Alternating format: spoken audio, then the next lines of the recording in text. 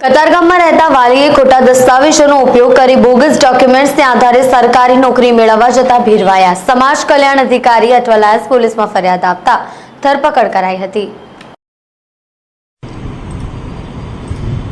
Katargam GPSC થયેલી 25 વર્ષીય યુવતીએ બક્ષીપંચનું પ્રમાણપત્ર મૂકી સરકારી નોકરીનો લાભ લેવા માટે ડોક્યુમેન્ટો વેરીફાઈ કરતા પિતાનો બક્ષીપંચનો દાખલો બોગસ હોવાનું સામે આવ્યું હતું।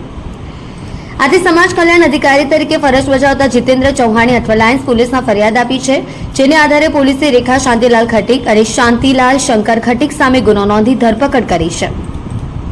હાલમાં રેખા ખટીક સ્પર્ધાત્મક પરીક્ષાઓની તૈયારીઓ કરી રહી હતી કે શાંતિલાલ ખટીકે બોગસ લિવિંગ સર્ટિફિકેટ ક્યાં બતાવ્યું તે બાબતે પોલીસે રિમાન્ડ મેળવીને આગળની તપાસ હાથ ધરશે।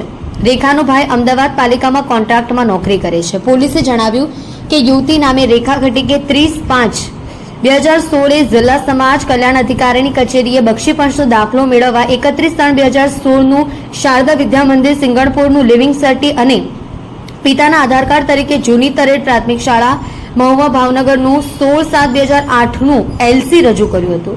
આ બંને પ્રમાણપત્રોને આધારે કચેરીએ 30/5/2016 હિન્દુ ખટીક જાતિ અંગેનું પ્રમાણપત્ર ઇસ્યુ કર્યું।